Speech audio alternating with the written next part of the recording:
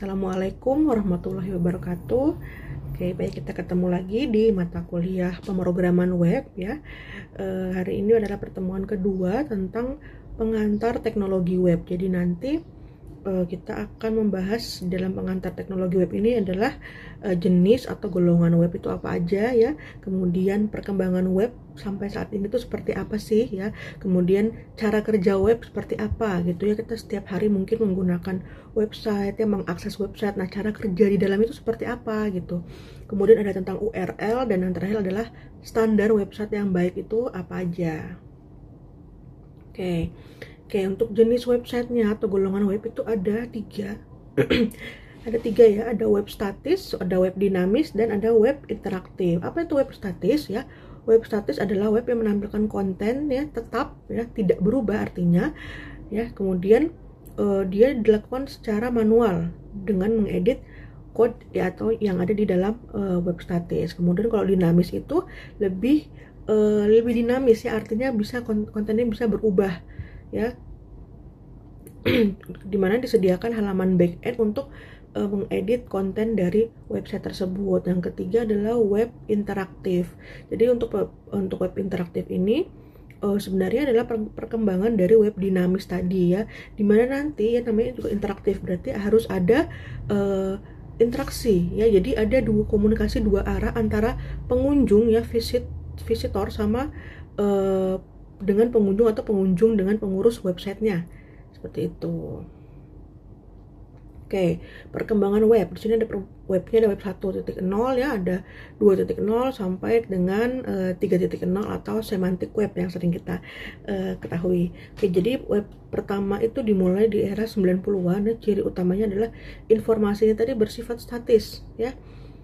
Jadi untuk mengubahnya itu tidak dinamis. Kemudian di tahun 2004-2005an ya, mungkin kalau di Indonesia masuknya mungkin 2009 ya. Jadi itu sudah ada web 2.0 atau 2.0. Ciri khasnya adalah sudah punya CSS ya, layoutnya sudah ada tuh ya, ada animasinya, ada JSON-nya, ada API-nya, dan lain-lain. Kemudian untuk web 3 itu adalah aksesnya bisa menggunakan mobile ya, bisa menggunakan mobile. Kemudian ada personalifikasi, teknologi AI juga ada di dalamnya ya, real time ya, kemudian collaboration dan cloud teknologi. Oke, cara kerja web ya, di sini cara kerja web ya. Jadi user ya, kita ini yang di sini ini kita menampilkan google.com, kemudian kita masukkan ke dalam web browser ya, masuk lo tampil Google, terus masuk web browser, terus kayak hai Google ya. Jadi kita nyapa Google, kemudian server dari Google itu memberikan feedback gitu ya, halo browser ya. Kemudian browser itu menyajikan apa yang ingin kita tampilkan gitu ya. Jadi kita memberikan instruksi ke dalam web browser, misalnya kita mau masuk ke dalam situs apa google.com ya, kita masukkan instruksi google.com ke dalam web browser ya. Kemudian web browser itu melakukan request ya, request atas permintaan yang kita instruksikan ke servernya ya, jadi server Google. Kemudian habis itu server Google memberikan respons ya, kemudian memberikan respon ke web browser, kemudian memberikan output atau tampilan yang diinginkan ke kita, ke user. Oke, mungkin lebih mudahnya kita lihat di sini ya. Nah, jadi ini tadi. Jadi user di sini ya, kita memberikan instruksi ke web browser di sini ya. Web browsernya terserah mau pakai apa aja, mau pakai apa, misalnya web browser Google Chrome ya, bisa Mozilla, bisa, atau apalagi Opera ya, atau apalagi ya, pokoknya bebas ya web browsernya apa. Kita melakukan request ke server sini, server Google memberikan respon, kemudian output. Nah, contohnya ada di sini nih, contohnya nih ya. Oke, jadi pertama kita memberikan instruksi ini ya, ini kita memberikan instruksi di sini. Nomor 1, kita ketikkan google.com ya ke dalam web browser ini, google.com. Nah, kemudian saat kita enter, teman-teman bisa lihat di sini ya, nomor 2 di sini, dia di web browser ini melakukan request di sini nih. Nah, proses requestnya di sini ya, ini warna abu-abu, dia mengarah begini, mengarah ke sini, berarti dia melakukan request. Kemudian nomor 3, merespon server ya, server kembalikan ke kita menjadi biru respon ya, dia memberikan respon bahwa nanti akan ditampilkan outputnya nomor 4 di sini ya. Ini tampilannya seperti ini, Google. Nah, seperti itu ya, bisa dipahami ya. Oke, kemudian ada URL ya. Jadi URL ini adalah istilah lain untuk menyebut alamat website. URL juga berfungsi membawa kita ke sebuah halaman web yang spesifik ya, yang ingin kita tadi kunjungi.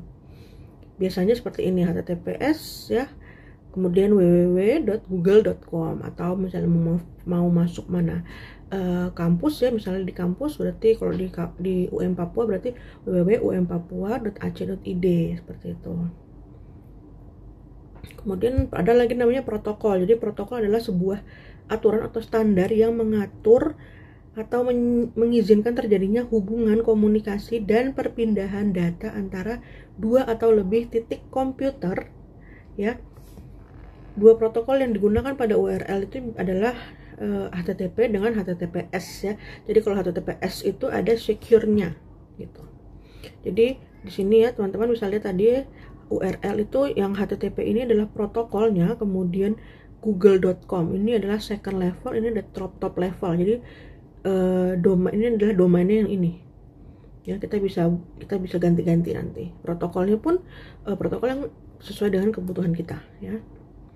Ini ada lagi adalah www. Jadi di dalam URL tadi kan ada HTTP itu protokol, kemudian ada www-nya ya. Www ini apa sih ya? Www ini adalah World Wide Web ya, bagian dari URL untuk mendefinisikan kumpulan sumber daya internet ya. Hyperlink, teks dalam bentuk teks, kemudian file audio, video ya, kemudian juga situs jarak jauh yang dapat diakses dan dicari oleh browser berdasarkan standar seperti TCP/IP atau HTTP. Kemudian ada lagi domain ya, tadi kita sudah singgung sedikit tentang domain ya.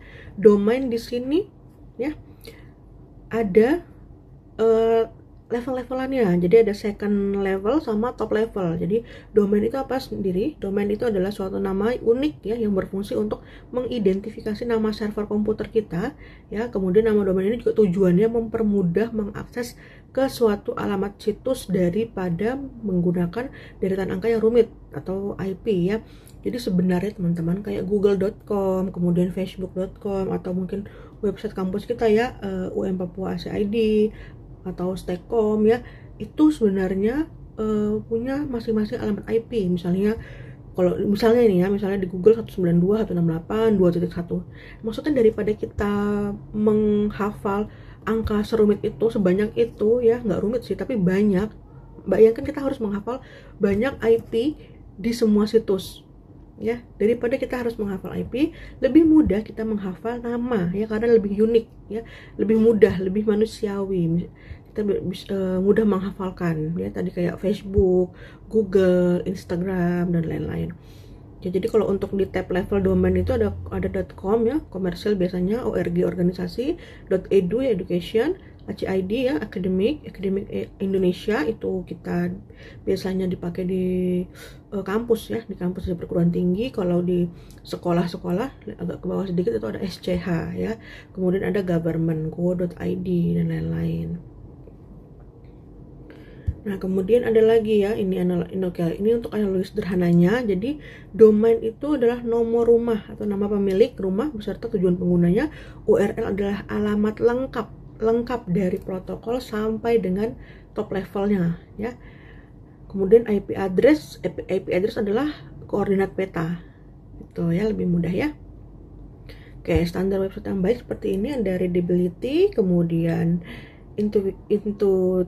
intuisi ya, kemudian sama sense of purpose itu untuk front end-nya. Jadi gimana sih website ini bisa dibaca dengan mudah oleh user ya, punya sense of purpose, lebih estetik gitu ya. Kemudian untuk back end-nya adalah speed-nya. Jadi speed-nya kalau bisa website yang baik adalah yang bagus, yang cepat gitu ya. Transfer datanya cepat, pengambilan data ke dalam database-nya juga cepat ya, menampilkan cepat. Kalau lama agak susah ya user untuk mempunyai pengalaman dalam mengakses website kita yang cukup baik. Kemudian ada database-nya ya. Jadi database di backend itu bagaimana sih mengatur database yang baik ya, supaya saat terjadi troubleshoot dan lain-lain bisa dengan cepat ditangani. Seperti itu ya.